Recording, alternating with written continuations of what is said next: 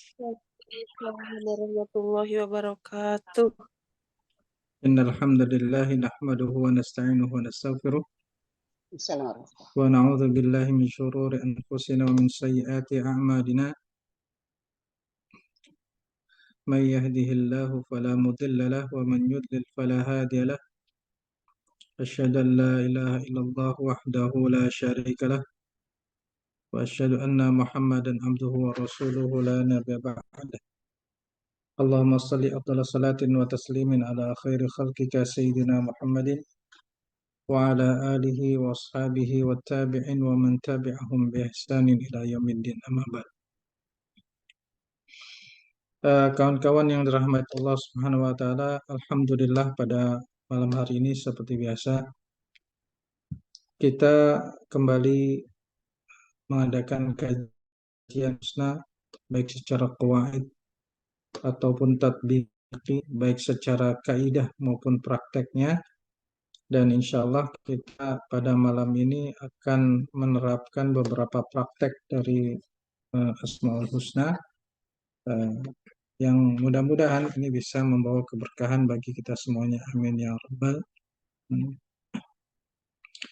Kawan-kawan yang dirahmati Allah Subhanahu wa taala, marilah sebelum kita memulai kelas kita, kajian kita pada malam hari ini, seperti biasa marilah sama-sama kita buka kelas kita dengan membaca basmalah.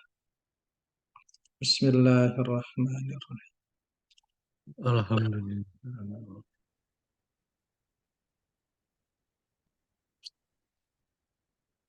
Insya Allah kemarin kita sudah bahas tentang beberapa doa yang dipakai untuk kebutuhan sehari-hari. Di antara untuk membayarkan hutang adalah beberapa kalimat yang diajarkan oleh Sayyidina Ali bin Abi Thalib radhiyallahu anhu yang berbunyi Allahumma kfini bihalalika an haramika wa aghnini bifadlika amman siwa. Ya Allah, cukupkanlah aku dengan yang halal, bukan dengan yang haram, dan kayakkanlah aku dengan karuniamu, bukan belas kasihan dari selain.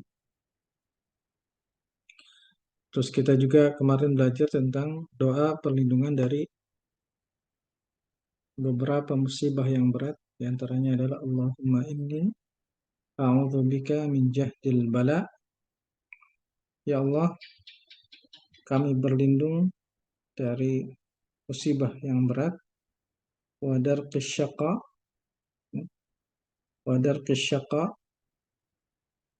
dan menemui kesulitan dalam hidup, wa su'il qada,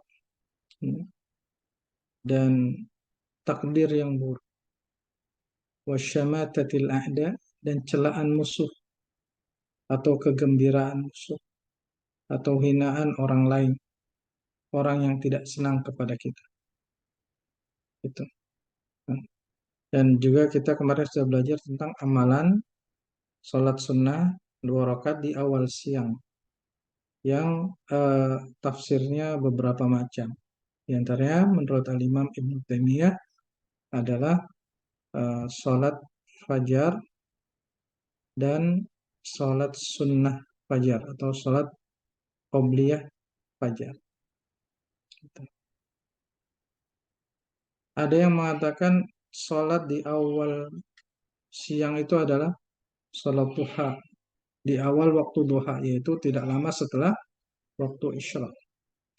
Dan di kelas lain, di kelas bahasa Arab, sudah saya jelaskan jenis-jenis waktu pagi. Ya. Waktu pagi itu ada yang namanya fajar, yaitu awal terbitnya ufuk merah, semburat merah di ufuk timur. Ada yang namanya syuruk, yaitu awal terbitnya matahari, sudah mulai terang. Dari fajar dan matahari, terbitnya matahari itu disebut waktu pagi.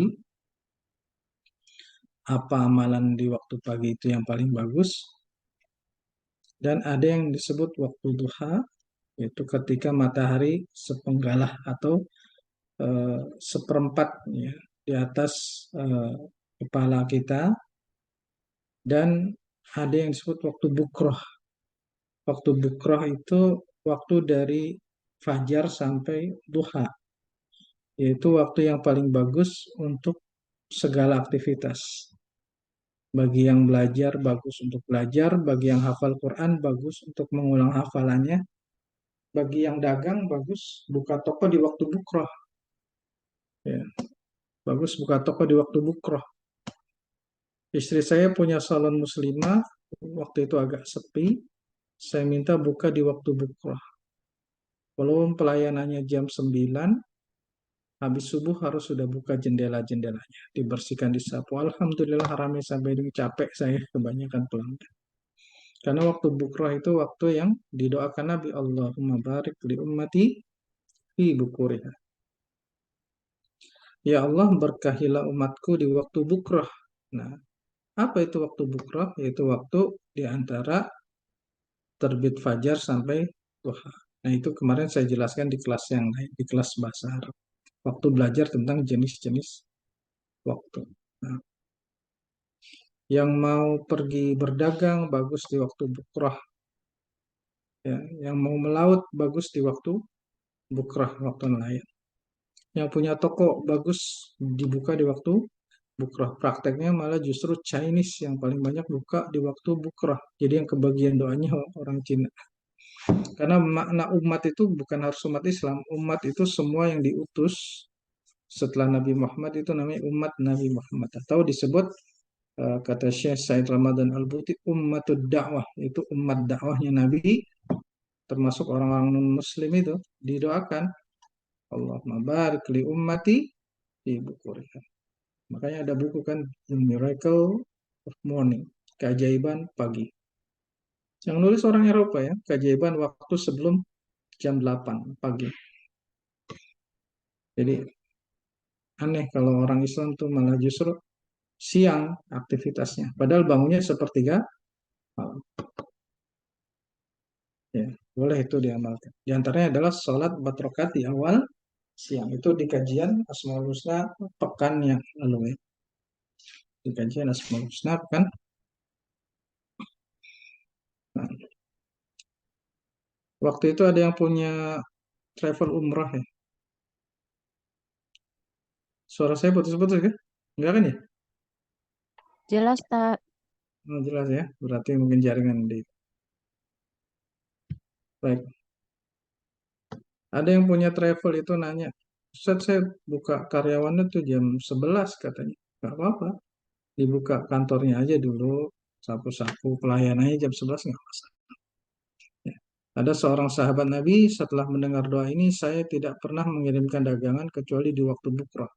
Orang dulu dagangan itu seperti bazar ya, seperti pameran, seperti pasar malam. Barangnya harus dikirim ke tempat yang akan dibuka pasar, pasar kaget gitu. Pasar mingguan, pasar tumpah. Itu selalu dikirimnya di waktu bukroh dan tidak pernah rugi. Selalu untung, alhamdulillah. Ya, praktekkan itu. Waktu bukroh itu dari fajar sampai duha. Dari fajar sampai duha. Pakai itu. Itu waktu yang didoakan oleh Rasulullah Sallallahu Alaihi Wasallam. Nah, pada malam hari ini kita akan membahas beberapa Asmaul Husna yang salah satu keutamaannya eh, mujarrab sudah dicoba, sudah dibuktikan. Itu bisa dipakai kalau kondisi kita sangat eh, sulit, kalau kondisi kita sangat kepepet, kalau kondisi kita sangat butuh pertolongan, dalam bahaya yang sangat, ya kan? Eh, dalam urusan yang sangat berat, ini insya Allah bisa dipakai. Salah satu jamaah pengajian saya di Pulau Gadung itu pernah kehilangan anaknya. Saya praktekkan dengan cara seperti yang di situ. Ibunya udah kehilangan anaknya, anaknya gadis, cantik. dibawa kabur orang. Anaknya menghubungi tapi nggak pernah mau sebutkan ada di mana. Dan itu hilangnya nggak setahun 2 tahun, hampir 15 tahun. Hampir 15 tahun anaknya. Nggak lama atas izin dan karunia Allah, ibunya ya nangis-nangis waktu saya ngisi ceritaan. Udah ikhtiar ke sana kemari, nggak balik-balik anaknya tuh. Katanya dibawa aliran sesat atau apa. Saya minta ibu berdoa, terus nanti insya Allah saya juga doakan semampu saya. Nggak pakai lama atas izin Allah itu, kayak nggak sebulan. Nggak sebulan si ibu tuh datang pengajian, nyak-nyak Betawi ya, udah tua, udah 70 tahun. Bahwa anaknya sekitar usia 25-30 lah. Berarti mungkin hilangnya tuh dari umur 20, 20 atau 15 tahun si anak itu hilang. Bawa dengan sangat bahagia ya, sekian belas tahun sudah hilang. Dan ya memang cantik, wajar kalau diculik orang. Ya, memang cantik anaknya. Bawa ikut pengajian. Alhamdulillah. Allah kabulkan dengan izin Allah.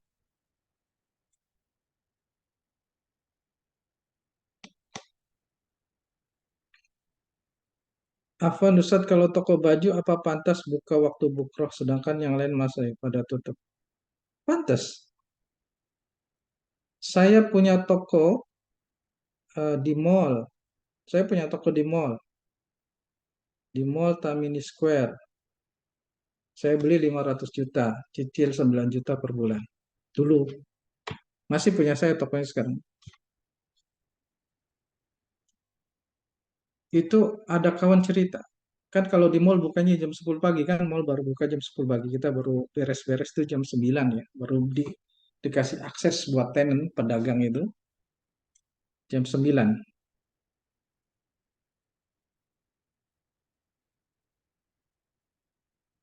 Ya. Jam 9 baru buka. Baru dikasih buka. Ada kawan pengen tahu. Kalau kamu pengen tahu kelakuan orang dagang, datang sebelum toko pada buka. Saya pikir ibu yang jualan baju kalau datang pagi-pagi pasti ngeliat tuh kelakuan orang-orang dagang tuh gila gitu.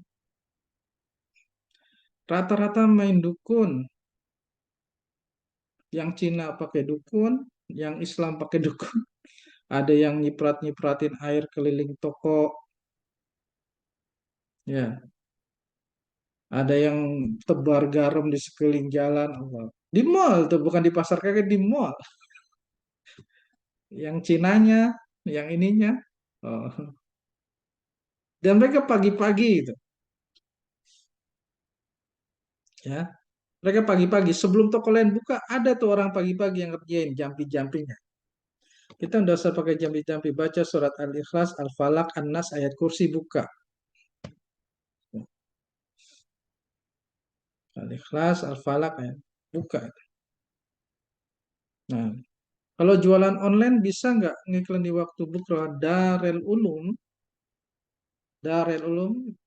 itu sudah berapa, apa namanya? Sudah berapa lama admin? Itu kalau publish pengumuman iklan itu diusahakan di waktu bukra. Jangan lewat jam 10. Diusahakan ya, di waktu bukra. Supaya dapat keberkahan dari doa Rasulullah Sallallahu Alaihi Wasallam. Ya, lebih baik jualan online iya, ngiklan aja di waktu bukra daripada ngiklan di waktu sore malah ya, susah.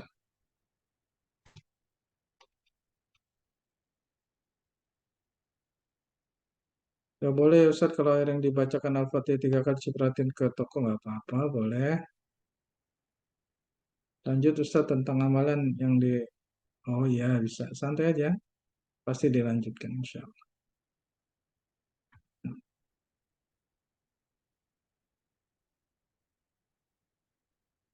Ustadz kami baru jualan lepas maghrib, apa harus buka waktu bukroh juga? Jualan apa Ibu lepas maghrib? Makanan. Kalau jualan lepas maghrib, makanan kirim barangnya di waktu bukroh, ya di waktu pagi. Ya. atau di waktu pagi itu dibersih-bersihkan. Pokoknya ada aktivitas pagi.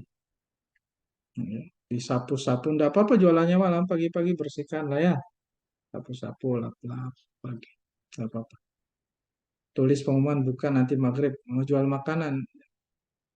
Jual makanannya, barangnya di situ atau dibawa pergi, pulang pergi. Kalau dibawa pulang pergi, taruh apa namanya kalau di toko, bawa tuh kompornya di waktu pagi ya. Ibu bisa cari sendiri lah. Udah tadi ya, waktu bukro sudah.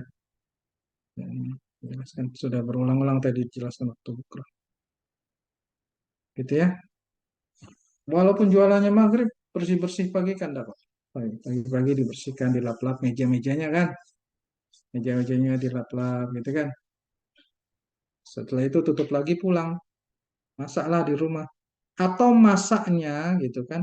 Nyianginnya di waktu pagi. Nyiangin. Jangan masak. Masaknya kan sore nih. Tapi kan disiangin nih. Yang bisa disiangin nggak basi nih. Sayur-sayur dikupas-kupasin di waktu pagi. Ya, intinya ada kegiatan. Gitu ya. Bisa. Jadi kalau misalkan kawan-kawan mengikuti secara berseri, nanti sebetulnya ada namanya agenda harian, ya, agenda harian, supaya kehidupan kita lebih berkah dari waktunya, bangun tidurnya dan sebagainya, bacaannya di waktu kapan dan sebagainya. Nah, cuman kalau malam ini memang kita akan bahas kalau kondisinya mendesak. Ya ada beberapa, tapi kita akan coba kasih yang paling insya Allah mudah lah. Ya.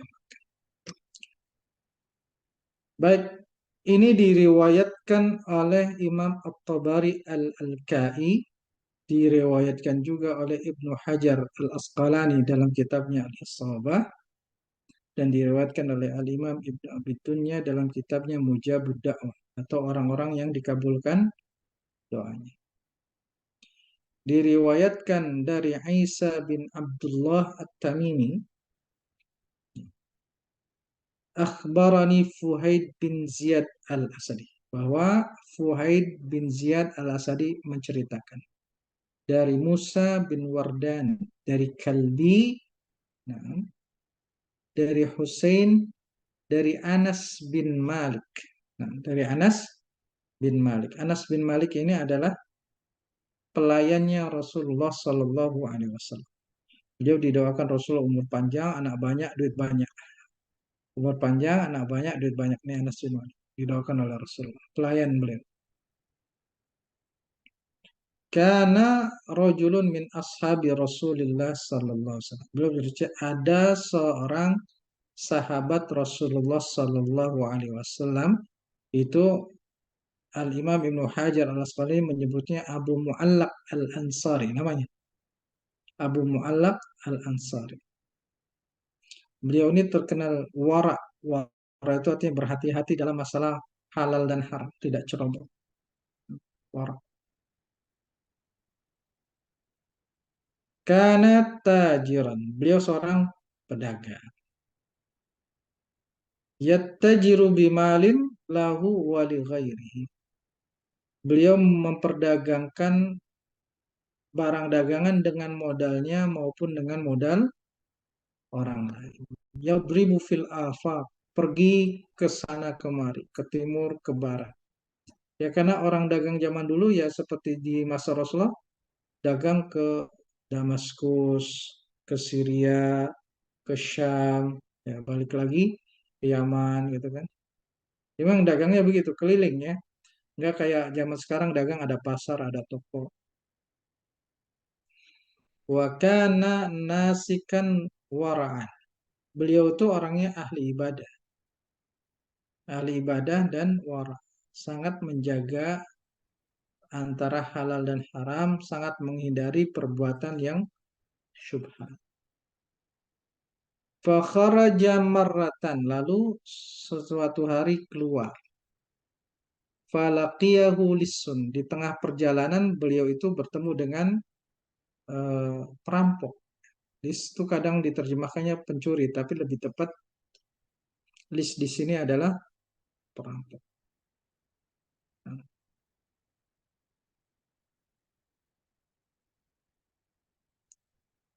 Assalamualaikum.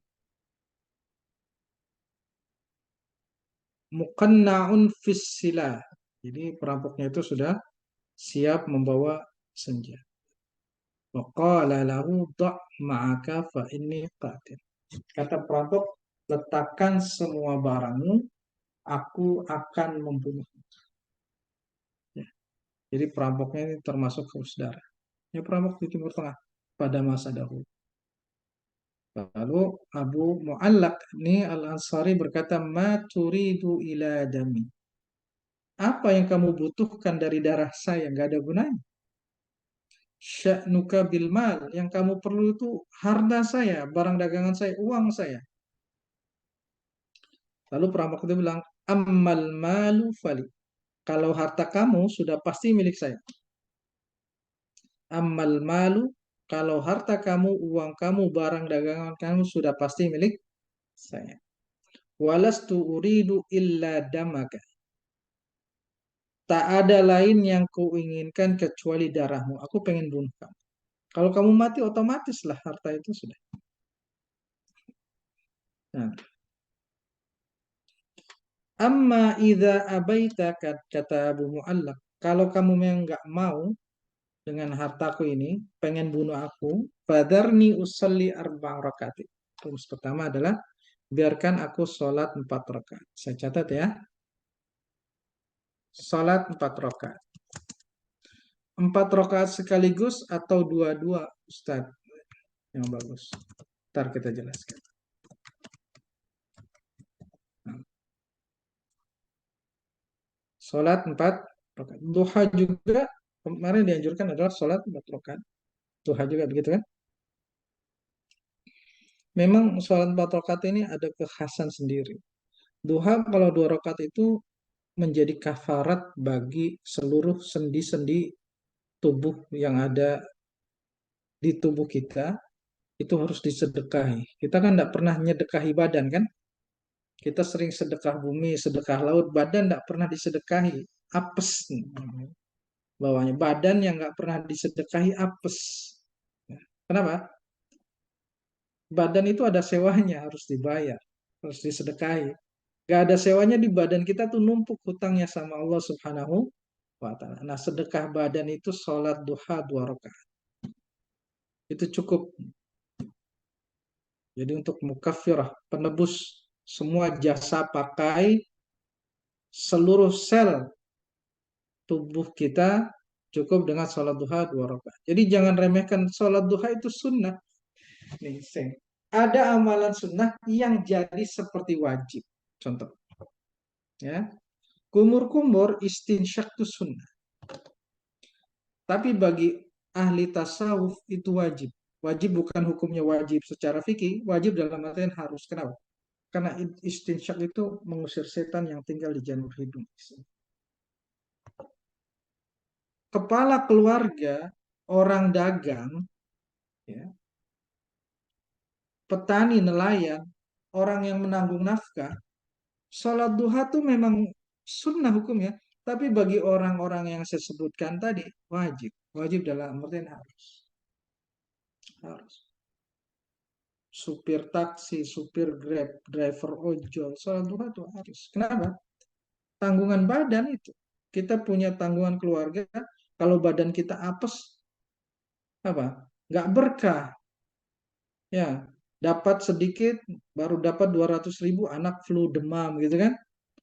Keluar lagi, jadi pengeluarannya itu lebih besar daripada pemasukan. Kenapa? Karena ada harus yang ditebus, sel-sel yang kita pakai itu nggak gratis gitu. Nah, gitu. Orderan banyak, pengeluaran banyak. Saya itu keluarga besar tuh kebetulan suplai alat komunikasi militer, Telkom. Beberapa orderan kita kasih ke sepupu. 3 miliar, 5 miliar proyeknya. 5 miliar. Bapak mungkin tepuk tangan. Duit banyak. Ya, hepeng banyak hepeng. Cuan banyak cuan. Tahu nggak Pak untungnya? 3 juta. 3 juta dari order 5 miliar itu proyek. Habis di jalan. Potong ini, potong ini, potong ini. Habis. Habis. Dalam arti gila. 4 miliar cuma store 3 juta. Itu per 4 bulan itu. 3 juta dibagi 4. Berarti nggak nyampe 1 juta sebulan. Ya, masih mending ngojek gitu. Ada lagi.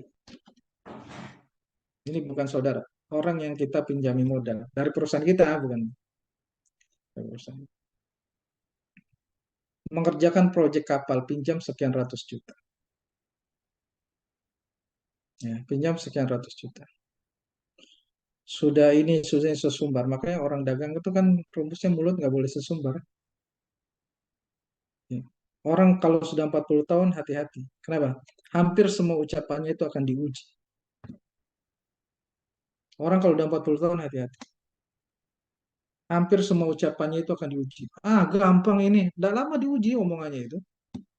Saya mah bisa, tidak lama dikasih ujian. Bisa enggak deh. Nah, saya tuh kalau ngobrol sama kawan saya, Ustaz Rizky, saya tuh udah males ngomong. Hampir semua omongan saya ini diuji. Ah, enggak senang saya ini nikah lagi. Enggak lama ketemu perempuan yang mirip banget sama mantan pertama kita. Wah, ya. Hati-hati. Kalau udah 40 tahun jaga mulut. Gampang diuji. Nah, eh, kawan kita nih udah senior sih, udah 50 tahun. Sesumber dia. Ya, gampang-gampang, pasti-pasti. Ya, nggak boleh kita bilang pasti, bilang insya Allah. Kapalnya terbakar, alatnya hangus. Habis. Untung tak dapat diraih, malang tak dapat ditolak. Kena penalti karena proyeknya gagal, hutang ke kita nggak bayar, kita minta tagih rumahnya, istrinya mau ancam bunuh diri. Nah, itu namanya apes. Ya gitu gimana dia mau ngancam bunuh diri? Ya sampai sekarang nggak terbayar itu. Berapa miliar lah sudah. Ada lagi yang waktu acara besar-besaran dituduh. Ya, yang siap-siap menjaga acara waktu itu 212. Itu kan speakernya dari TNI itu sebagian yang milik pemerintah. 2,5 miliar utang ke kita. Kenapa? Udah dipasang ganti ganti panglima. Nggak mau speaker yang ini. Apes itu. Hanya ganti ganti panglima, nggak mau spek yang ini ganti. Padahal speknya udah standar luar negeri. Pajero-nya masih itu belum ditebus-tebus. Taruh. Nah, ya. Jadi badan kita itu jangan dibiarkan apes. Jadi orang-orang kayak kita ini, kepala keluarga yang punya beban itu, sholat duha memang sunnah. Tapi bagi kayak kita wajib. Wajib dalam artian harus. Bukan wajib dalam artian dosa, bukan. Perlu. Perlu. Ya. Supaya jangan sampai pemasukan itu lebih kecil daripada pengeluaran. Siapa sih yang mau kerja capek-capek, sisanya nggak ada? Siapa yang mau? Saya itu kalau lagi males sholat di awal duha tuh, aduh mau males sholat 4 rakaat. Namanya orang kan ada males kita. Kalau mau males sholat 4 rakaat, apa males seharian nih bangkrak gitu, belangsak gitu. Ya. Ingat aja, kalau kita mau males, ingat aja konsekuensinya gitu. Keberkahannya nggak ada hari itu. Nah, ya. Sholat 4 rakaat memang ada rahasianya sendiri. Ada rahasianya sendiri. Nah, kemudian Abu Mu'allaq Al-Ansari ini apa darani usalli arba'. Lalu perampok itu salli ma badalaka. Salat sepuasmu, kira-kira begitu. Kemudian Abu Mu'allaq Al-Ansari ambil wudhu dan sholat 4 rakaat. Boleh sholatnya 4 rakaat 1 kali salam. Boleh juga sesuai hadis Nabi, sholat sunnah itu masna masna. Dua, dua. Boleh 4 rakaat 1 kali salam, atau 2 rakaat, 2 rakaat.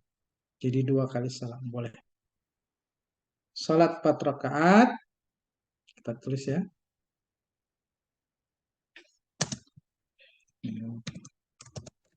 Boleh 1 kali salam. Boleh 2 kali salam. 2 kali salam itu 2 rakaat, 2 rakaat.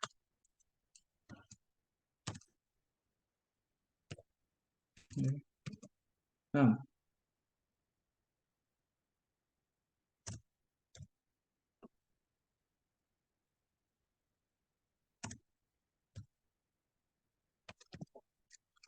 tata cara salat dan doa saat sulit, saat kondisi sulit. Ya mungkin kita kondisinya sekarang lagi nggak sulit, tapi pegang aja. Ada masa kondisi kita mungkin nanti sulit. Atau mungkin sekarang lagi sulit ya langsung. Ya. Ada yang lebih penting daripada berpikir positif, dan latihan berpikir positif menurut Richard Wiseman adalah bertindak positif. Ya. Jangan kelamaan latihan berpikir positif. Kalau sudah ada yang bisa dikerjakan langsung, masa sholat aja harus menunggu. Ya, salat rutinkan 4 rakaat ya pagi. Bertindak positif, jangan kelamaan ngaji. Nah, ngaji sana, ngaji sini, kalau nggak bertindak positif, terus berpikir positif, yang nggak efektif, kata Richard Wiseman. Ini kok tafsirnya jadi Richard Wiseman. Bertindak positif. Hidup kurang bahagia, happy, langsung aja senyum, udah. Karena senyum yang palsu itu, kata siapa nih? Ya, kata Vex King ya. Ini lain lagi. Senyum yang palsu itu nggak peduli, otak tuh nggak peduli senyum asli atau senyum palsu. Otak tuh akan merespon kalau orang senyum, maka otak mengeluarkan hormon endorfin, hormon kesenangan gitu. Senyum aja. Jadi kelamaan jangan saya sehat, saya kuat, saya baik. Kelamaan langsung senyum aja udah. Ya. Langsung Richard Wiseman bertindak positif. Salah satu tindak positif ini. Kalau sudah ada yang bisa dikerjakan, kerjakan. Jangan kelamaan. Ya. Salat 4 rakaat. Fakana min du'aihi fi akhiris sajdatin. Dan beliau berdoa di akhir sujud. Jadi sujud terakhir ya berdoanya. Sujud terakhir. Ada nama dia mahasiswa saya atau bukan ya? Berdoa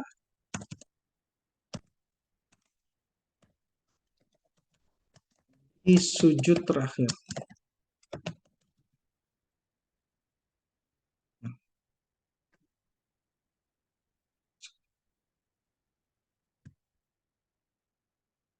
Berdoa di sujud terakhir.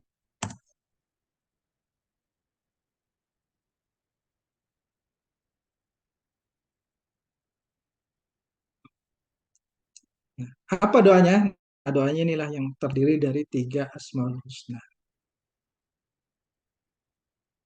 Nah, Ustaz, tadi surat yang dibaca waktu buka toko surat apa aja? Al-Falaq, Al-Ikhlas 3 kali, Al-Falaq 1 kali, Anas 3 kali, Anas 1 kali, Ayat Kursi 1 kali.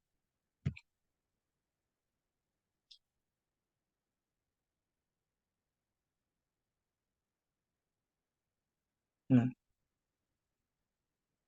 ini doanya adalah, saya tulis Latinnya aja ya, karena selama ini udah tulis Arabnya, ujung-ujungnya minta Latin. Ya wadud. Ntar minta terjemahnya nantilah kalau sempat ya. Ya wadud. Pertama Asmaul Husnanya adalah ya wadud.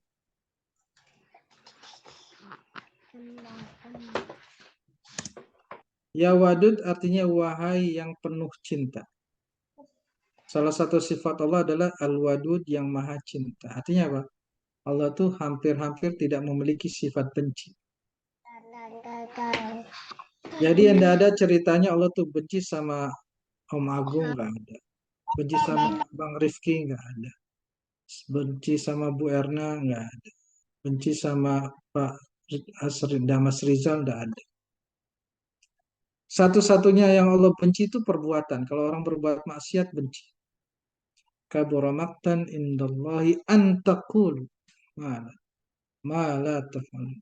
Sangat besar kebencian Allah kalian mengatakan apa yang tidak kalian lakukan. Bencinya pada perbuatan, bukan pada kitanya. Allah marah, iya. Tapi marah itu bukan berarti benci. Seorang ayah bisa nggak marah sama anaknya? Bisa. Kalau anaknya melakukan sesuatu yang tidak baik. Seorang ibu bisa. Benci nggak sama anaknya? Tidak. Ya. Jadi harus difahami ya. Kalau nanti baca Al-Quran cerita Allah marah, Allah benci, itu bukan benci kepada kita sebagai makhluk. Benci pada perbuatannya. Bahkan saking sayangnya nih Allah sama kita. Bapak-bapak, ibu-ibu pernah dengar cerita Nabi Ibrahim disuruh nyembelih Ismail? Ya. Iya. Itu kenapa sebabnya Nabi Ibrahim tahu-tahu ujiannya disuruh nyembelih anaknya? Asbabun nuzulnya kalau di riwayat tafsir adalah ketika Nabi Ibrahim marah kepada Raja Namrud dan kaumnya, Nabi Ibrahim minta agar Raja Namrud dan kaumnya itu dimusnahkan semuanya. Nggak peduli itu satu kaum, termasuk perempuannya, termasuk anak-anaknya. Seperti doanya Nabi Nuh. Akhirnya Allah kasih ujian agar Nabi Ibrahim menyembelih Ismail. Dalam riwayat lain menyembelih Ishak. Kalau riwayatnya orang Israel itu Ishak. Riwayatnya orang Nasrani, perjanjian lama Ishak. Tapi dalam tafsir Baydawi juga Ishak disebutkan. Ya, jadi tidak usah kaget. Itu adalah tujuannya apa? Setelah itu Ibrahim galau kan, suruh nyembelih anaknya. Apa Allah bilang dalam tafsirnya? Riwayat tafsir. Bagaimana perasaanmu Ibrahim menyembelih anakmu sendiri yang engkau lahirkan dari tulang sulbimu? Engkau cuma cuma numpang melahirkan kan? Dititipkan ke rahimnya Hajar kan? Hajar atau Hagar gitu kalau orang pengen Hagar. Hajar. Aku ini yang bikin makhluk gitu. Aku yang bikin Namrud dan kaumnya sebandel-bandelnya mereka, brengsek-brengseknya mereka, aku yang bikin. Kok seenaknya kamu minta dimusnahkan begitu saja? Ya. Jadi Allah tuh sayang banget sama kita, cinta banget sama kita. Ya. Itu makanya salah satunya adalah ya wadu. Wahai yang penuh cinta. Artinya apa? Kita ini orang dosa, tapi Allah tuh enggak marah sama kita. Allah enggak suka aja sama perbuatan, tapi marah sama kita enggak? Ya waduh, wahai yang penuh cinta. Nah, jadi, nah, yang pertama adalah ya waduh. Yang kedua adalah ya dzal arsyil majid. Wahai pemilik arasy yang agung. Majid itu agung megah. Arasy itu semua semesta itu milik Allah. Langitnya, langit tujuh, buminya, semua planetnya, galaksinya, universe-nya, multiverse-nya, semuanya milik. Itu arasy. Lebih kecil lah. Sidratul muntahanya, lauh mahfudnya. Ya dzal arsyil majid. Sifat Allah yang kedua adalah uh, wahai pemilik arasy yang agung. Saya panjangin ya. Ejaan lama nih. Kalau panjang I-nya dua. Kalau ejaan baru pakai simbol-simbol susah nyarinya. Lupa. Asmaul husna dan sifat Allah yang ketiga adalah ya fa'alul lima yurid. Nah ini. Harus disebut nih. Ya fa'al lima yurid. Wahai yang berbuat sekehendak hatinya. Makanya kata Gusmus, sifat Allah itu fa'alul lima yurid. Maha semau gue. Ya. Jadi orang Betawi itu paling paham Asmaul Husna fa'alul lima yurid semau gue. Emang orang Betawi rada-rada gitu sih. Dulu saya nggak percaya, itu saya pikir dongeng ketika Ustadz Adlan cerita. Orang Betawi memang gitu. Iya, setelah saya tinggal di kampung Betawi, baru memang orang Betawi itu semau gue. Kalau kita panggil tukang ojek, bukannya nyamperin, dia panggil, sini lu yang sini. Buset tukang ojek, gak mau nyamperin. Saya beli gas itu di orang Betawi itu. Saya beli gas. Bawa gede-gede kan berat gitu. Bang bantuin bang. Lu bawa gasnya sini. Kata gitu. Kita gotong-gotong berat itu. No ambil no katanya. Ambil sendiri katanya. Oh ya, itu fa'alul lima yurid. Jadi orang Betawi harusnya sangat akrab dengan sifat fa'alul lima yurid. Bukan hanya tahu tapi bisa merasakan lah gimana sih yang namanya semua gue. Ya fa'alul lima yurid. Wahai yang berbuat sekehendak hatinya. Salah satu faidah ya fa'alu lima yurid adalah kita harus tahu Allah tidak bisa dipaksa. Semakin kita maksa Allah, Allah semakin gak suka. Ya. Semakin kita ngotot marah sama Allah, Allah semakin gak suka. Cara satu-satunya agar Allah mengabulkan keinginan kita adalah dengan mengemis belas kasih. Itu aja. Memohon kerahiman. Tapi jangan bosi. Kalau sama Allah tuh jangan bosi. Ya Allah, saya udah berdoa banyak-banyak kok nggak ada, malah ada kabulkan semau gue. Ya. Nggak bisa Allah tuh diatur-atur. Allah yang atur. Nggak bisa. Semakin kita kesal marah sama Allah, makin kita jauh. Ini sifat Allah. Nggak bisa diatur ya. Jadi kalau berdoa tuh dengan penuh kerendah hatian, penuh ketadarruk, khusyuk, perasaan butuh, hina, dina, kita butuh Allah, Allah nggak butuh kita. Nggak boleh pakai marah, kesel, bosi. Saya udah yasinan, udah sholat hajat, udah sholat tahajud. Lalu kesel, ya udah, ini bisa berdoa, jalan-jalan aja udah tidur gitu. Nggak gitu berdoa. Dalam doa itu ada ketawakalan berserah, berserah, belas, dilepas semua. Ya Allah, intinya saya mau nikah. Caranya terserah, yang penting dapat si fulan gitu. Terserah. Ya fa'alun lima ya. Jangan ngatur Allah. Ya. Jangan bosi kalau sama. Orang yang biasanya bosi sama manusia, sama Tuhan juga biasanya gitu ke bawah-bawah. Bosi juga, ngatur. Kebanyakan ngatur. Mendikte Allah. Nggak bisa. Ya, nggak bisa. Ya wadud ya dal arshil majid ya fa'alun lima yurid. As'aluka bi'izzika alladhi la yuram. Ini bahasa Arab tapi banyak orang Arab yang tidak tahu juga. Yuram itu bahasa Arab yang klasik sekali. As'aluka, ini sengaja saya tulis Latinnya ya, bukan tidak bisa bahasa Arab. Karena ujung-ujungnya saya tulis Latin juga. Bi'izzika alladhi la yuram. Aku memohon kepadamu dengan keagunganmu, dengan keperkasaanmu, dengan kegagahanmu yang tidak bisa dijatuhkan, yang tidak bisa digapai oleh siapapun. Yuram itu artinya tidak bisa direngkuh oleh siapapun. Seseorang tidak bisa memberikan mudarat kepada Allah, tidak bisa membahayakan Allah, justru orang yang Allah yang bisa memberikan manfaat dan mudarat kepada orang tersebut. Ya, sejahat-jahatnya apapun tidak bisa membahayakan Allah. Itu makna yuram, tidak bisa disentuh, tidak bisa disentuh. Sihir, santet, niat jahat orang-orang, kekuatan semuanya. Bi'izzikal ladzi la yuram. Itu makna yuram ya. Dengan keperkasaanmu yang tidak tersentuh, yang tidak bisa digapai oleh siapapun. Wa mulkikal ladzi la yudham.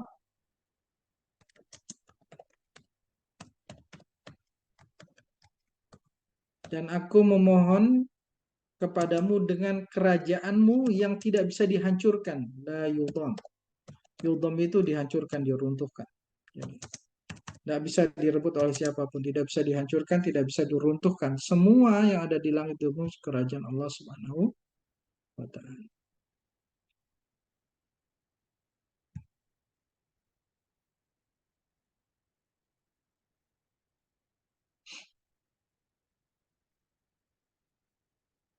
Wa binurikal ladzi mala'a arkana arsyik. Dan aku memohon dengan cahayamu yang memenuhi tiang-tiang singgasanamu, tiang-tiang arasmu. Sebelumnya ini si perampok ini sempat melecehkan ini. Ketika minta doa, sholat batokat terserah. Sholat semaumu, selamamu terserah. Dalam riwayat yang disebutkan, orang sebelum kamu pun sebelum saya bunuh rata-rata minta sholat. Tapi mungkin sholatnya sholat taubat atau sholat apalah, minta husnul khotimah. Lihat bangkai-bangkainya. Di situ diceritakan di bukit itu banyak tengkorak-tengkorak mayat-mayat bekas orang yang dibunuh oleh dia. Gitu. Jadi awalnya orang ini menawarkan jasa mengantar ketika melewati tempat yang gelap perampok ini. Jadi riwayatnya digabung nih di beberapa riwayat. Setelah di tempat sepi malah akan dibunuh. Ketika minta sholat, Abu Mu'allaq terserah. Yang lain juga minta sholat semuanya selama kamu. Sambil nunjukin orang-orang yang kerangka-kerangkanya. Jadi Bukit Tengkorak gitu kalau di film judulnya. Jadi penjahatnya si Panji Tengkorak berarti. Bukit Tengkorak, Tengkorak banyak. Gitu. Tapi yang ini lain, sholatnya minta pertolongan sama Allah, bukan minta husnul khotimah. Nah, wa mulkikal ladzi la yudham. Nah, wa binurikal ladzi mala'a arkana arsyik, dan dengan cahayamu yang memenuhi tiang-tiang arasmu. Antakfini syarra hadzal lis. Antakfini, ini saya pisahkan ya, karena di sini doanya nanti berbeda. Saya kasih titik dua deh. Syarra hadzal lis. Agar engkau menjagaku, melindungiku dari keburukan perampok ini. Asmaul Husna yang keempat, ya Mughith. Dua kali dibacanya, ya Mughith. Ya Mughith, ya Mughith, aghithni. Ya Mughith, ya Mughith, aghithni. Ya Mughith, maaf. Aghithni. Ya Mughith, aghithni. Dan ini dibaca sebanyak 3 kali di sujud terakhir.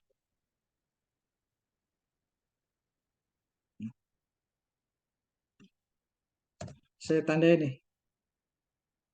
Ini doanya ini aja. Ini yang saya hitamkan ini saya tebalkan. Ini yang perlu diganti sesuai hajatnya masing-masing. Ya. Yang nggak saya tebalkan itu yang perlu dibaca.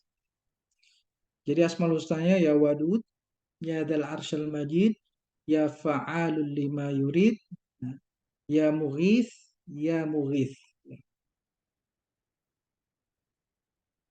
Tawasulnya adalah dengan yang tadi. Nanti kita ulang ya. Kita lanjutkan. Dibaca sama beliau tuh 3 kali. Tiba-tiba datang orang menunggangi kuda, ya, menemuinya, dan di tangannya itu sudah ada tombak. Ya.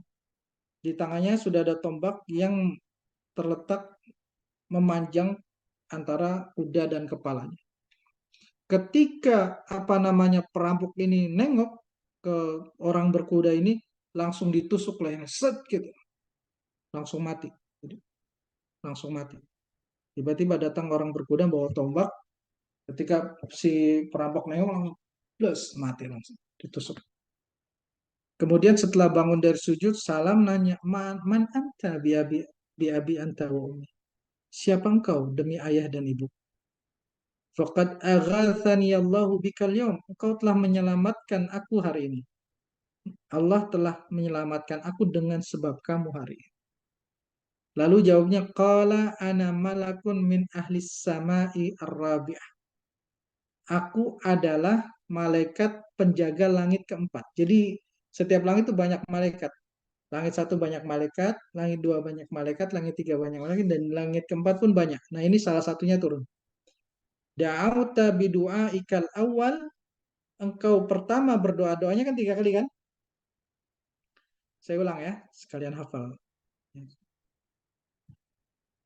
Ya wadud, ya dal arsyal majid, ya fa'alul lima yurid, as'aluka bi'izzika alladhi la yuram, wa mulkika alladhi la yudam, wa binurika alladhi mala arkan arshik, an takfini syarra hadal lis, ya mughith aghithni, ya mughith aghithni. Ketika pertama kali eh, doa yang pertama ini fasami'tul abwabas sama qaqa'ah. Dari langit keempat malaikat itu melihat pintu langit bergoncang, goyang. Saking dahsyatnya doa ini. Thumma da'auta bidu'aika tsaniyah. Lalu masih di sujud yang terakhir berdoa lagi kan Abu Mu'allaq ya wadud ya dzal arsyil majid ya fa'alul lima yurid as'aluka bi'izzika alladhi la yuram wa mulkika alladhi la yudam wa binurika alladhi mala'a arkan arshik an takfini syarra hadzal lis ya mughith ya mughith ya mughith aghithni. Nah, ketika berdoa yang kedua kalinya fasami'tu li ahli sama dajjatan. Seluruh penduduk langit itu ribut. Wah, ada apa ini? Ada apa ini? Apa ini? Sampai goyang-goyang semua langit. Langit pertama, langit kedua, langit sampai langit keempat. Ada apa gitu? Kemudian berdoa 3 kalinya. Ya wadud, ya dal arsyil majid, ya fa'alul lima yurid. أسألك بعزك الذي لا يرام وملكك الذي لا يضام وبنورك الذي ملأ أركان عرشك أن تكفني شر هذا اللص يا مغيث أغثني يا مغيث أغثني. Ketika ketiga kalinya akhirnya para malaikat doa pertama bikin langit goncang, doa kedua bikin malaikat ribut, apa nih? Kenapa sampai goyang begini? Nah, ketika yang ketiga para malaikat bilang, wah ini doa orang yang kepepet ini, makrub, namanya doaun makrub, doa orang yang udah dalam keadaan sulit gitu. Nah,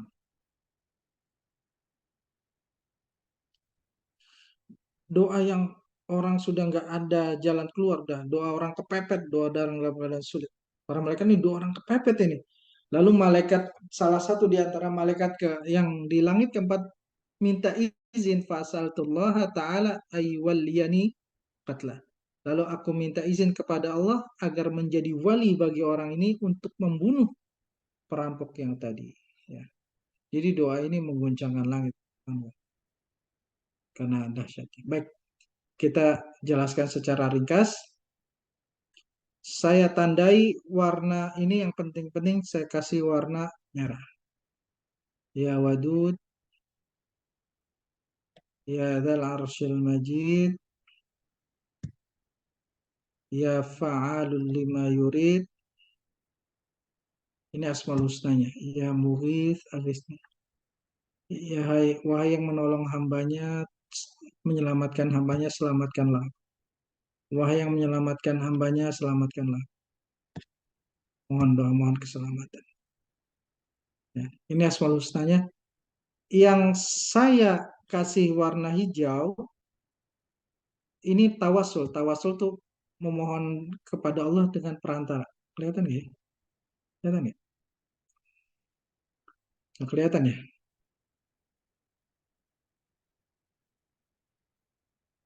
Kasih biru. Biru. Ya. As'aluka bi. Saya memohon kepadamu dengan. Nah ini namanya tawasul. Dengan keagunganmu yang tidak bisa dicapai. Dan kerajaanmu yang tidak bisa dihancurkan. Dan cahayamu yang memenuhi seluruh tiang-tiang arasmu. Antakfini agar engkau mencukupiku menyelesaikanku dari apa namanya? Ya. Yang lebih penting adalah penjelasan dari sahabat Nabi Anas bin Malik radhiyallahu anhu menjelaskan kisah ini. Kata Anas bin Malik, fa'lam, maka ketahuilah, annahu man tawaddo'a, barang siapa berwudu, wa shalla arba'a raka'atin, dan dia salat 4 rakaat, wa da'a bihadza du'a, lalu dia berdoa dengan doa ini, ustujiba lahu, maka akan dijawab doanya makruban, baik dia dalam keadaan sulit kepepet, karena au ghairu makrubin, atau dalam keadaan biasa-biasa saja, enggak dalam keadaan sulit. Jadi doa ini mustajab baik dalam keadaan sulit ataupun dalam keadaan tidak sulit. Kata Anas bin Malik, kalau orang melakukan seperti ini, maka doanya dijawab, baik dia dalam keadaan kepepet ataupun tidak dalam keadaan kepepet. Aslinya orang kepepet itu doa apa saja dikabulkan, aslinya. Nah, doa ini memberi fadilah, faidah, bahwa orang yang mengamalkannya akan dijawab doanya, insya Allah. Oke, sini saya kasih tambahan dulu. Wudhu ya, lupa. Salat 4 rakaat, berdoa di sujud terakhir, terus baca doa ini.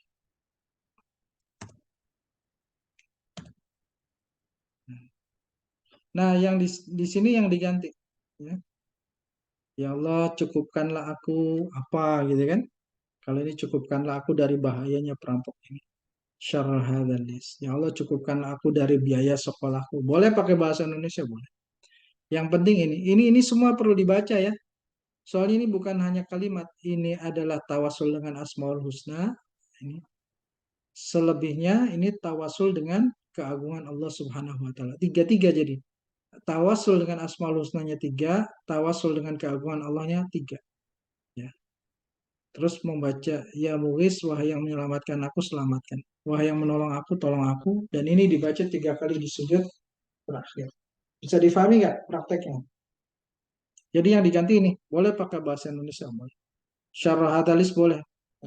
Ya Allah, cukupkanlah aku dari apa? Misalkan terlilit hutang, boleh. Maksudnya hutang yang sudah ditagih gitu. Kalau hutangnya masih biasa kan kemarin diajarkan amalannya. Pagi sore bisa dibaca. Cukupkanlah aku dari apa saja. Misal jadi TKI, ya, terlantar, terlontang-lantung, visanya habis, boleh baca doa ini. Boleh. Ya. Kondisinya sulit sekali, boleh baca doa. Nah, ini dibaca 3 kali di akhir sujud. Wallahu a'lam bishawab. Baik, saya akan jawab pertanyaan dulu. Niat sholatnya apa? Niat sholat hajat.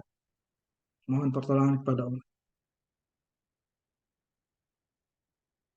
Mohon maaf Ustaz, mohon tuliskan arti doanya keseluruhan. Ya nanti ya. Kalau sempat, udah 8:30 sih.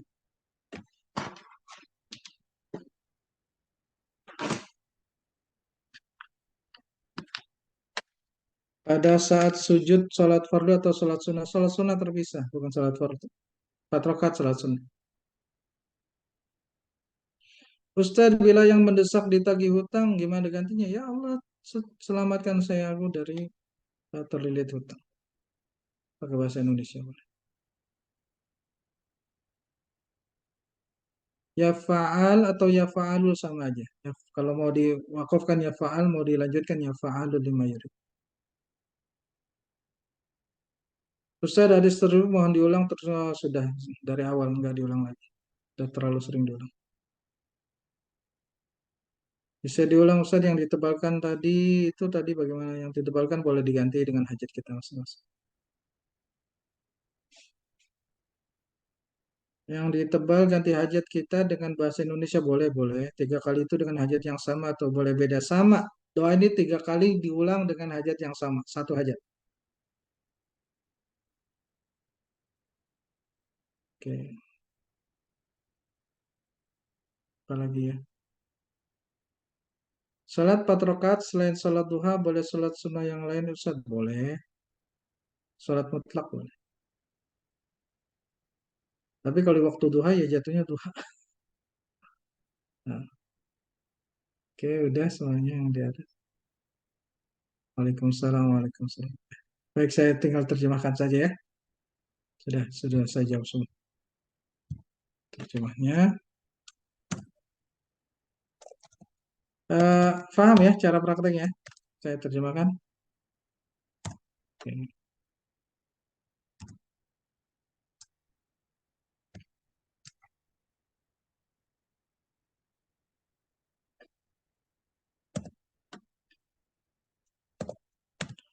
Kepepet ya, anak mau kuliah. Kakak saya mau kuliah, udah diterima di Akademi Gizi dulu. Nggak ada uang uang gedungnya. Uang gedung dulu ya, sekarang apa nah? Jual tanah, nah ya. Tanah kan nggak bisa kayak gorengan, hari ini jual, hari ini laku. Tapi bisa loh ternyata. Dijual sore hari, pagi laku. Kakak saya tuh udah nangis nggak bakal bisa kuliah nih, gitu. Di kampung saya dulu dulu zamannya orang lulus SD aja bagus, keluarga kami alhamdulillah bisa kuliah. Di kampung ya, rata-rata nggak lulus SD, apalagi SMA, jarang ya sekolah. Waduh gimana nih, udah diterima di Akademi Gizi.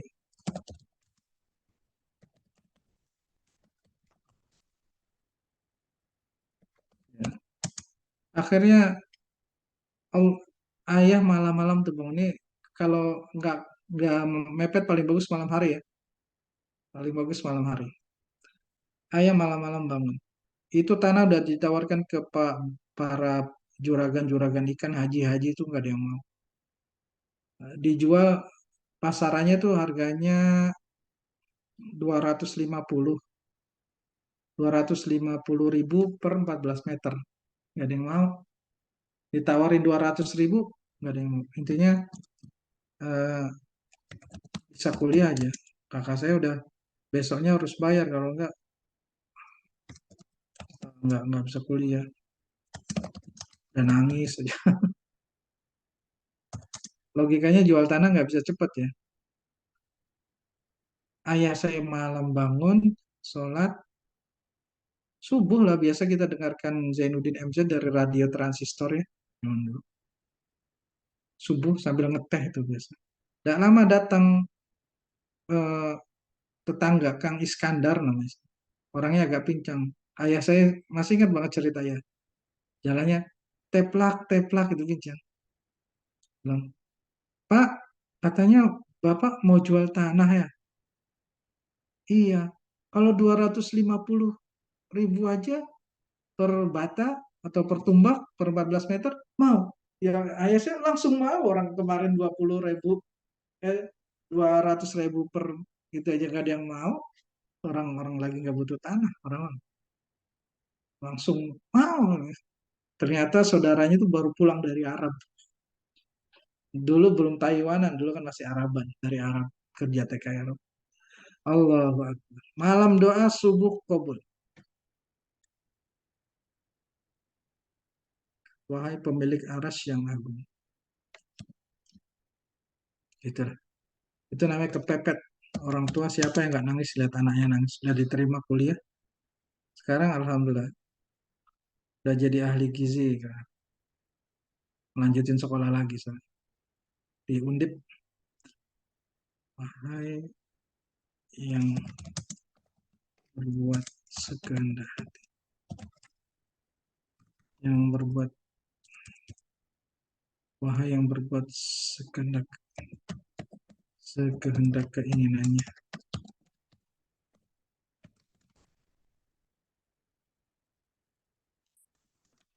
Aku memohon kepadamu dengan keagunganmu,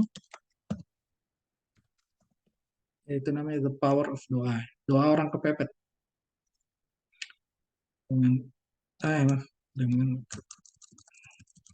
keperkasaan tidak bisa disebut.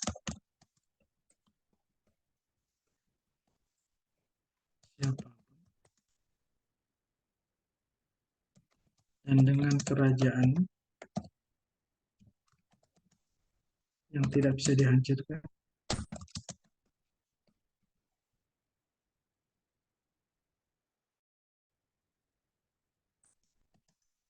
dan dengan cahayamu, ini yang paling penting ya, ini tawasulnya setelah Asmaul Husna yang paling penting. Adapun takfini itu bisa diganti. Cahayamu yang memenuhi seluruh tiang-tiang di arasy, agar engkau ini takfini isi sendirilah, agar engkau wahai yang maha menolong, tolonglah aku. Wahai yang maha menolong, tolonglah aku. Dibaca 3 kali.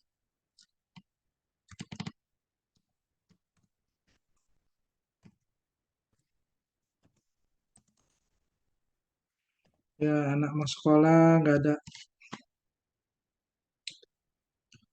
Kalau boleh dikatakan nih, saya, kakak saya semua itu sekolah modal doa, doa ya. Iya. Saya juga waktu masuk SMP nangis, saya lagi nggak punya duit. Uang gedungnya itu 25.000. Minjem sama dokter, namanya sama dokter Rudi. Gak kasih pinjem, Sob. Padahal duitnya ada, bilang gak ada. Orang kalau nggak kebuka hatinya. Malam ayah berdoa nangis. Pagi-pagi dokter Rudi manggil, Pak, ini saya ada tabungan BRI, ini rekeningnya Bapak ambil sendiri ya. Dikasih pinjam 75.000. Padahal minjemnya 25.000. Potong gaji maksudnya. Nah, ya kan kerja di puskesmas. Gitu. Semua kita nih dibesarkan ayah dengan kekuatan doa. Ya. Ayah saya tuh nggak pernah ditolak doanya. Saya udah meninggal. Kalau masih hidup. Ya itu ya terjemahnya bisa. Jadi saya ulang. Kalau lagi kepepet, pertama wudhu, sholat 4 rakaat, boleh 1 kali salam. 4 rakaat 1 kali salam. Atau boleh 2 kali salam. 2 rakaat salam, 2 rakaat salam. Berdoa di sujud terakhir ya. Sujud terakhir. Di sujud rakaat keempat. Baca doa ini sebanyak 3 kali. Tulis di kertas kalau nggak hafal. Karena yang penting disebut ininya. Nih, yang dimerahin itu yang penting. Yang nggak bisa dikarang-karang ini. Ya wadud, ya dalam masjid, ya fa'adu lima yurid, ya mugis ini. Asmaul husnanya ini. Sama ini yang ditandai biru, bi'izikal. Ini tawasulnya, tidak bisa dikarang-karang. Ya. Yang bisa diganti ini bisa, yang saya tebalkan bisa diganti, ini bisa diganti.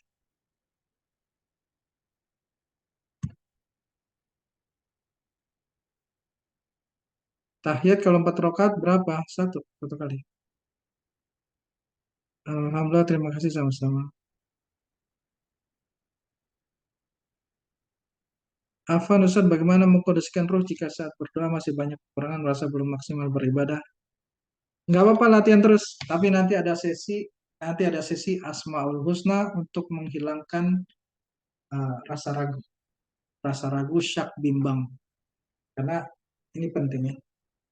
Ada Asmaul Husna yang diajarkan untuk menghilangkan kebimbangan, rasa ragu, terus overthinking. Ya nanti ada insya Allah. Ustadz, beliau kan mungkin selevel wali. Kalau untuk orang biasa bisa juga bisa, ya bisa. Karena kata Anas bin Malik ini bisa diamalkan man itu umum siapa saja, baik dia dalam keadaan sulit ataupun tidak, bisa. Insya Allah. Ya. Kalau hanya wali-wali saja yang dikabulkan doanya, ya Allah, maka orang seperti kita kepada siapa lagi akan meminta. Nah, gitu doanya Syaikhul Qadir Jailani itu. Kalau cuma wali-wali saja yang kau dengar, ya Allah, maka para pendosa kepada siapa meminta? Apa kami harus meminta kepada selainmu? Kata Allah, enggak, tetap ke aku. Nah, mengerti ya? Husnuzan sama Allah, jangan ragu. Allah mengabulkan itu karena kemurahannya mau kita wali enggak wali. Asal kita jangan ngerasa kita berasa wali, nggak boleh. Kita kan banyak dosa, tetap ngaku aja. Ya Allah, kalau hanya kekasihmu yang engkau dengar doanya, lalu pada siapa para pendosa ini menengadahkan tangannya, gitu. Bisa dijadikan zikir selepas sholat? Enggak bisa, jangan. Terlalu berat ini. Berat, takut ibu nggak kuat.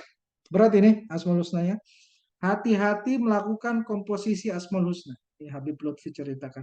Kalau bukan oleh ahlinya, jangan. Karena ada Asmaul Husna yang sifatnya sangat berat sekali. Panas, panas, panas. Berat. Ya, berat. Kalau kita komposisi sendiri, ya. Makanya para ulama biasanya ada komposisinya itu antara berat, ringan, gitu kan. Antara sifat jalal, sifat kamal itu di komposisi. Walaupun kita sudah belajar Asmaul Husna, jangan komposisi sendiri. Tetap harus dengan ahlinya. Jangan ini kalau buat zikir harian jangan berat, sesek dadanya ibu nanti. Ya, sesek. Berat soalnya. Nama-namanya berat. Kecuali ya wadud itu ringan. Kalau ya zal arsal majid berat.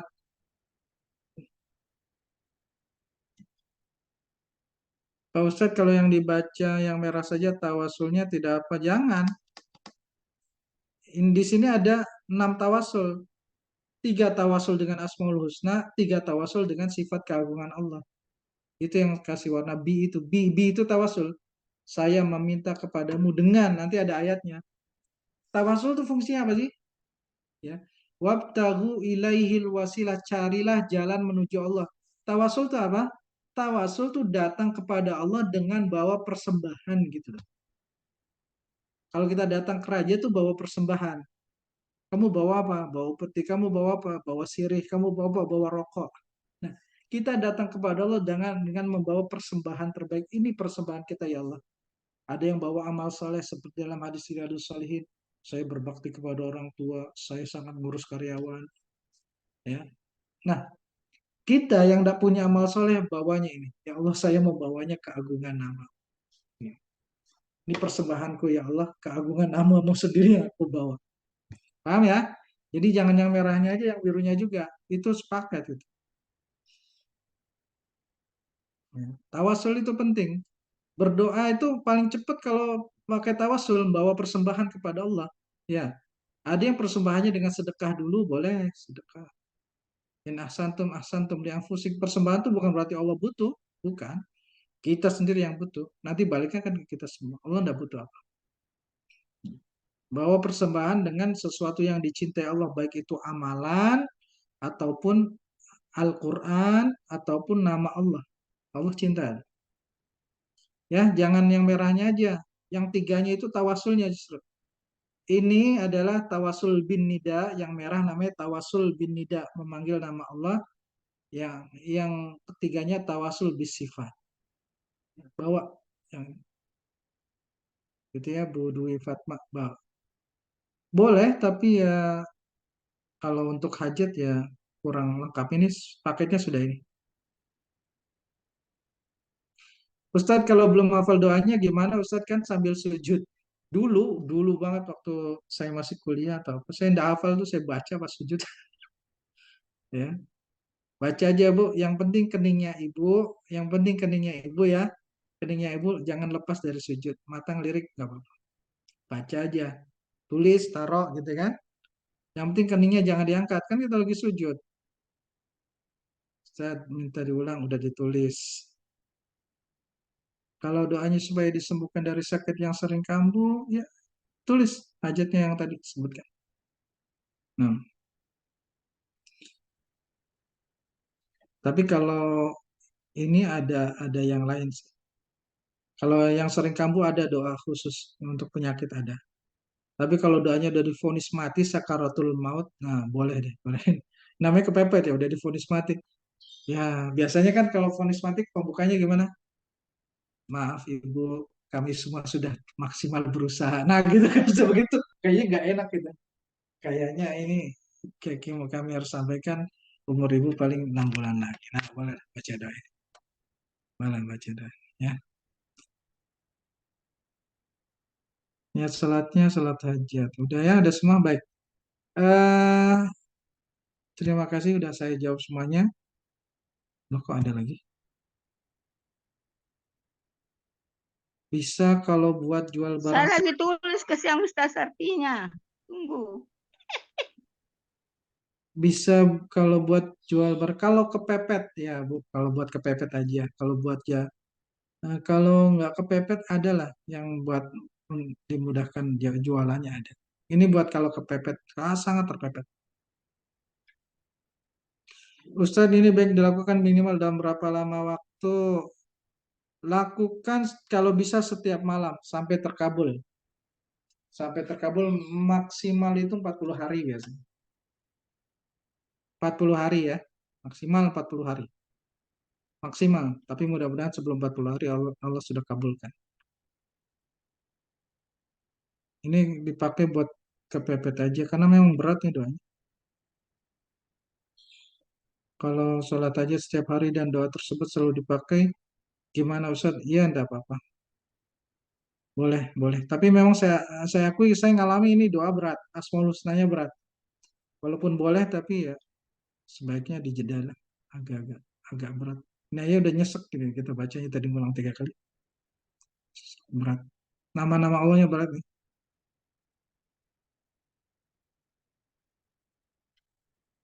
Doa sholat 4 rakaat duha boleh, tapi tadi saya anjurkan. Boleh tuh. Doa-doa yang ringan-ringan aja kalau nggak kepepet. Ustadz, apa amalan ayahnya sehingga selalu dikabulkan doanya? Masya Allah. Nih, amalan ayah saya persis seperti amalnya Abu Mu'allaq Al-Ansari. Persis seperti sahabat Nabi ini, amalan ayah saya adalah sangat hati-hati makan barang haram. Dan itu masih saya praktekkan sampai anak saya pertama itu hati-hati sekali. Saya makan barang yang haram. Saya bahkan tidak tidak mengizinkan anak saya kalau dikasih jajan sama orang-orang yang penghasilnya syubhat. Tidak saya izinkan untuk dipakai. Lebih baik dikasih ke temannya tuh. Saya pernah ayah saya itu kebetulan pegang uang ya di Departemen Kesehatan. Saya tuh pernah ada boxnya besar sekali zaman dulu masih box belum ada rekeningnya tahun 8. Saya minta 25 perak ya, nggak dikasih. Marah sekali ya ayah. Ayah saya tuh veteran, itu kawannya ngajakin. Ayah saya itu macam-macam karena memang hidup di 3 zaman, perang juga ikut, kepanduan juga ikut, semua ikut. Veteran juga itu eh, bilang, Mas Od, ini mumpung masih ada saya saksinya, ayo urus gaji veterannya ke kota Cirebon. Pas diurus, nggak bisa diurus kecuali ngasih uang dulu 500.000, uang suap gitu ya, riswah.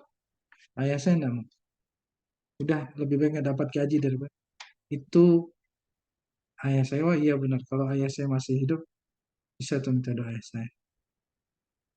Ayah saya tuh sangat hati-hati sama, termasuk merelakan eh, apa namanya tidak dapat gaji kalau harus dapatnya itu dengan nyuap. Itu ayah saya. Berat memang, berat. Tuh. Tapi doa ayah saya mustajab. Perutnya bersih ayah saya dari yang haram, bersih.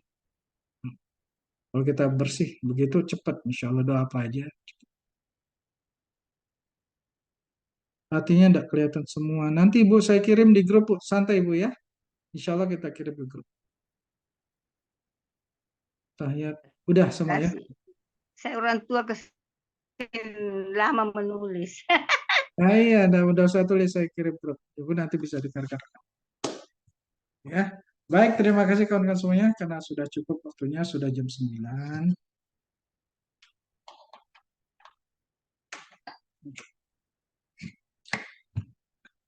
Mbak Fajar kalau mau ketemu yang kayak ayah saya, ada salah satu kiai dari menatunya Kiai Buntut Pesantren, itu juga perutnya sangat bersih sekali. Beliau dosen, tapi milih resign, dosen lagi. Dan Ya, Ustaz. tinggal bikin pesantren di Banten, terkenal beliau. Banyak orang beliau ke wali Allah ya.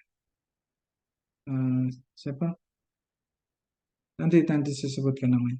Boleh berkunjung ke sana. Beliau bersih, hanya makan dari apa yang beliau tanam sendiri. Perutnya bersih. Apa yang menyebabkan nyeseknya itu ya adalah arsyil majid. Berat sekali. Susah. Ya adalah arsyil majid itu berat. Maaf Ustaz, bisa minta nomor teleponnya Ustaz. Oh ada di grup Bu, di admin nanti. Ya Ustaz, makasih. Ya. Saya tadi udah jauh semua. Ya, Buya Mufassir. Boleh ke beliau, ke Buya Mufassir. Beliau menantu dari Cirebon, beliau dari Banten tapi pesantren Cirebon.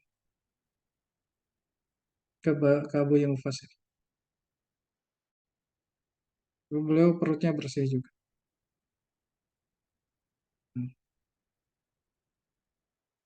Hajatnya bahasa Indonesia. Oh ya, nggak apa-apa. Oke, nanti lah ya, dilanjutkan ke admin ya. Bisa chat admin, Kak Adam atau Kak Kinayah atau Kak Akmal. Bisa ke situ. Biasanya saya tampung dulu sih, langsung saya jawab. Nanti pas bisa saya jawab. Baik, terima kasih kawan-kawan semuanya. Kita doakan mudah-mudahan yang memiliki hajat malam ini dikabulkan oleh Allah Subhanahu wa taala. Amin. Semoga berkah Ustaz. Terima kasih. Kesulitan dari umat Nabi Muhammad diangkat oleh Allah Subhanahu wa taala. Allah berikan kasih sayang dan rahmat kepada umat Nabi Muhammad sallallahu alaihi wasallam seluruhnya. Amin. Mudah-mudahan apa yang menjadi kesedihan dari kita semuanya dihapuskan oleh Allah Subhanahu wa taala. Amin. Gantikan dengan kegembiraan ala hadiniya wa likulli niyatin salih al-Fatihah. Iya kan.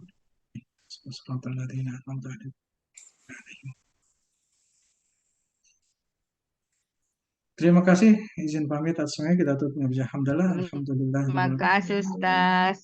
Subhanakallahumma wa bihamdika asyhadu an la ilaha illa anta astaghfiruka wa atubu ilaik. Wassalamualaikum warahmatullahi wabarakatuh dan Waalaikumsalam warahmatullahi wabarakatuh.